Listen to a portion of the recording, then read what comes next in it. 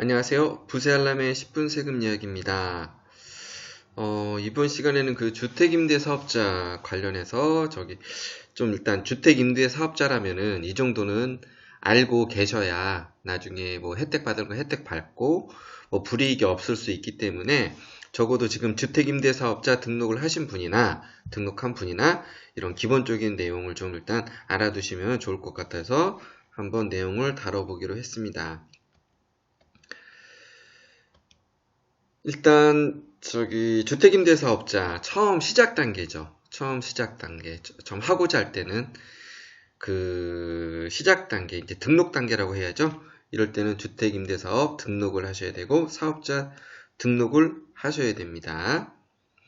그리고 이제 주택으로 쳤을 때는 뭐 이렇게 보유 단계라고 할 수 있고요. 임대 의무 기간. 자, 이제 등록을 한 뒤에 이제 해야 될 내용들은 임대조건 신고, 뭐 임대차 계약 신고라고 하고요. 사업장 현황 신고 해야 되고, 또 소득세 신고도 해야 됩니다. 그리고 임대주택에 대해서 뭐 변경됐을 때, 뭐 등록주택이 변경될 때가 있죠. 그러거나 뭐 거주지를 이전하거나, 이런 사업지가 변경됐을 때 이런 것도 변경 신고해야 되고요. 마지막으로 이제 임대 의무 기간이 다 끝났다. 이제 끝날 시점에는 그 등록주택을 일단 말소를 해야겠죠. 일단 없애야 되고, 이 말소는 등록주택한 것 중에 일부를 없애는 거고요. 만약에 나는 아예 사업을 다 이제 안 하겠다 하시면은 임대사업자 사업자 등록 폐업 신고를 하시면 됩니다. 이게 어떻게 보면 주택임대사업자가 이렇게 좀 어떤 이런 패턴으로 지금 가게 되는데요. 제가 볼 때는 제일 중요한 거는 중간에 이런 뭐 신고도 중요하지만은 제가 이제 계속 뭐 다룰 내용이지만은 주택임대사업자 이제 등록 이제 폐업할 때 이때 어떻게 시점을 잘 잡느냐에 따라서 또 어떻게 매도를 하느냐에 따라서 특히 조정대상 지역 같은 경우는 그 양도세에 많은 영향이 있을 거라고 예상됩니다. 이제 이렇게 등록하면서 뭐 거주주택 비과세, 뭐 등록할 때 취득세 감면이나 뭐 종합부동산세 합산 배제하는 내용들, 그리고 또 장기 보유 공제, 전용 면적 85제곱미터는 뭐 8년이면 50%, 10년이면 뭐 70% 이렇게 해주는 거 있죠. 또 100% 양도세 감면 주택임대에서 등록주택 가지고 계신 분도 있죠.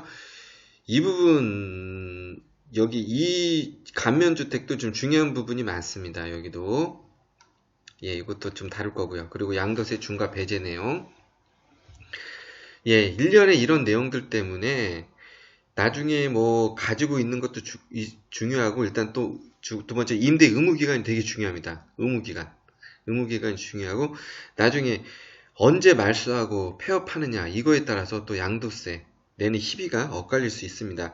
제가 지금 이렇게 말하지만은 분명히 이거 이때 좀 진짜 춘추 전국 시대라고 해야 되나 그렇게 나올 수 있습니다. 그리고 일단은 자 이제 아까는 개괄적으로 말씀드렸고요. 이제 주택임대사업 등록 시점을 한번 보겠습니다. 참고로 2019년도부터 주택임대사업자 사업자 등록이 이제 의무화됐습니다. 뭐 임대소득 2천만 원 이하 다 포함됩니다. 이 내용은 제가 별도의 영상으로 지금 다룰 거고요. 만약에 여기 저희 이제 구독을 눌러 놓으시면은 제가 그때그때 올리는 내용들 바로바로 받아보실 수 있습니다. 그리고 등록 시점일 때는 일단 좀 따져야 될 게 일단 그렇죠. 이게 꼭 해야 되는지 판단하기 어렵죠. 이게 하지 않아도 되는지 이것도 판단하기 어렵죠. 그리고 등록했을 때 세금적인 유불리 이런 것도 좀 판단하기 어렵죠. 어쨌든 제가 여태까지 주택임대사업 상담하면서 일단 저는 이런 것들을 먼저 한번 따져드리고 말씀을 드렸었거든요. 자, 일단은 등록 시점에는 주택임대사업 등록을 해야 되고 이거는 거주지 시군구에서 하면 됩니다. 사업자 등록 신청. 이것도 거주지 세무서에서 해도 되는데 이제는 이제 바뀌어서 시군구에서 등록할 때 바로 사업자 등록 신청을 대행해 줍니다. 이 내용은 제가 여기 주택임대사업 등록 영상에 다뤄놨습니다. 다시 말씀드리면 뭐 구독이나 이제 계속 이거를 그 영상 보시면은 이 내용을 좀 참고하실 수 있습니다. 예, 그리고 주택임대사업자 임대 의무 기간 동안에는 또 뭘 해야 되느냐? 예, 일단 보죠. 임대 조건 신고를 해야 되겠죠? 예, 임대차 계약 신고라고 그러고 하기로 하다고, 임차인이 바뀌었을 때, 물론 조건 변경 신고라든가, 그리고, 같은 임차인이 갱신을 하더라도 갱신할 때 이거 분명히 갱신 계약서 쓰고 묵시적 갱신이 아닌 이상 갱신 계약서를 쓰고 30일 내에 신고하셔야 됩니다. 안 그러면 과태료 나옵니다. 이 내용은 주택임대사업자 임대조건 신고 관련된 영상으로 제가 다룰 거고요. 그리고 임대 등록 주택 이제 변경이 될 수 있죠. 이건 뭐냐면은 내가 만약에 지금 서울에 있다가 여기서 등록했다가 뭐 경기도 과천으로 갈 수 있고 뭐 저기 지방 부산으로도 갈 수 있죠. 이럴 때는 어떻게 해야 되느냐? 예, 이전한 소재지 시군가나 그 세무서 가서 예, 등록 변경 신경 이것도 해야 되고요. 또 이 변경이라는 건 뭐냐면은 임대주택이 또 바뀔 수도 있죠. 하다가 임대주택에 대한 뭐 그 조건이 변경될 수도 있고 아니면은 또 그 임대주택에 대해서 또 어떻게 내부적으로 어떻게 또 바꿀 수 있는 게 확장을 한다거나 뭐 그럴 때 있습니다. 이럴 때 변경 신고를 해야 되고요.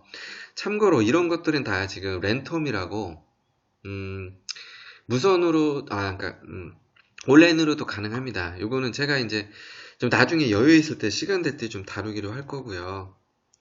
예, 말했듯이 이런 변경은 뭐 사업자 소재지라든가 이런 게 변경했을 때 해야 되는 거고요. 이런 거 안 했을 때 다 과태료 대상입니다. 내용 한번 확인해 보시고요. 그리고 종합부동산세 합산배제 신고 이거는 해당되는 분들 지금 이제 조정 대상 지역 이제 등록하는 분들은 좀 어려울 수 있는데 그리고 지금 조정 대상 지역이라도 해당되는 분들이 있을 수 있고요. 예, 이거 알고 접근하시면 됩니다. 예, 그리고 해당되시는 분들은 주택임대사업 등록하고 9월 16일부터 뭐 30일 사이에 배제 신고를 해야 됩니다. 안 하면 혜택 없습니다. 예, 일단 요 내용은 제가 별도로 또 다룰 거고요. 영상으로. 자, 그리고 사업장 현황 신고해야 됩니다. 언제 하느냐? 과세년도. 예, 다음에 2월 한 10일 내외로 예, 사업자 내가 지금 얼마 받고 있습니다. 이거 신고해야 되고 요거는 제가 그 주택임대사업자 사업자 현황 신고 방법에 대해서 내용을 다른 동영상이 있으니까 그러니까 참고해 보시면 되고요. 그리고 이제 소득세 신고 이거는 이제 5월달 다음에 5월달에 이제 소득세 신고 이렇게 하게 됩니다. 이제 의무기간 동안은 이런 게 좀 이제 반복해서 좀 있을 수 있는 거죠. 그 합산 배제 신고 외에는 다 과세 연도마다 이렇게 나올 수 있습니다. 그리고 이제 주택임대사업 이제 종료 시점은 뭐가 있을까요? 뭘 해야 될까요? 예. 제 종료 시점이라는 거는 이제 의무기간이 끝났죠. 이때 그러면 말소를 해야겠죠? 아니면 매매를 했다든가. 예, 매매 이제 더 이상 안 하겠다. 이럴 때는 예, 말소 신고를 해야 됩니다. 이것도 의무입니다. 이거 거주지, 소재지 시군구에서 하면 되고요. 이 말소랑 좀 구분해야 될 게 이거는 아예 다 폐업을 하는 겁니다. 예를 들어서 주택임대사업 등록 입주택이 하나, 둘, 뭐 세 개가 있는데 하나만 안 하겠다 이러면 말소에 해당하고요. 난 이거 다 이제 다 끝났어요. 더 이상 안 하겠다. 그러면 폐업 신고를 하시면 됩니다. 자, 그리고 요거는 제가 별도로 동영상으로 다룰 내용인데요. 이거 뭐냐면 주택임대사업 등록하다가 재개발이나 재건축이 될 수 있습니다. 예. 요때는 자, 우리 그 지자체 예, 지방세 세법상은 등록주택이 없어지기 때문에 이게 지금 말소가 되는 겁니다. 말소 이거는 없어지게 되는 거예요. 아예 없어지게 되는 거고요. 이제 재개발 재건축 내용은 좀 다룰 거고요. 이때 이제 요거를 이제 말소를 완전 해야 되느냐 아니면은 변경신고 개념으로 가야 되느냐 요거는 한번 지자체 의견을 좀 들어보실 필요가 있고요. 그 이유는 이거 지금 재개발 재건축으로 등록주택이 없어졌다고 해서 절대로 폐업 신고하시면 안 됩니다. 하셔도 되긴 됩니다. 그런데 자 양도소득세 뭐 비과세 혜택 이런 조건들 있죠. 종합부동산세, 뭐 합산배제, 뭐 이런 거 받는 혜택들. 이쪽에는 임대 의무 기간이 있습니다. 그래서 비록 이때 중단이 되더라도 이게 끝나고 나서도 계속 연장선상에 있어야지, 의무 기간을 맞춰야지 그런 혜택이 다 있는 거고요. 기존에 그걸 받아놓고 이렇게 안 했을 때는 다 이거 추징당하게 됩니다. 그래서 이 부분은 좀 중요한 부분이기 때문에 이것도 별도 영상으로 다룰 거고요. 이런 거 지금 뭐 구독이나 이런 거 눌러 놓으시면은 나중에 다 받아보실 수 있고요. 자, 이게 제가 볼 때는 핵심 하이라이트입니다.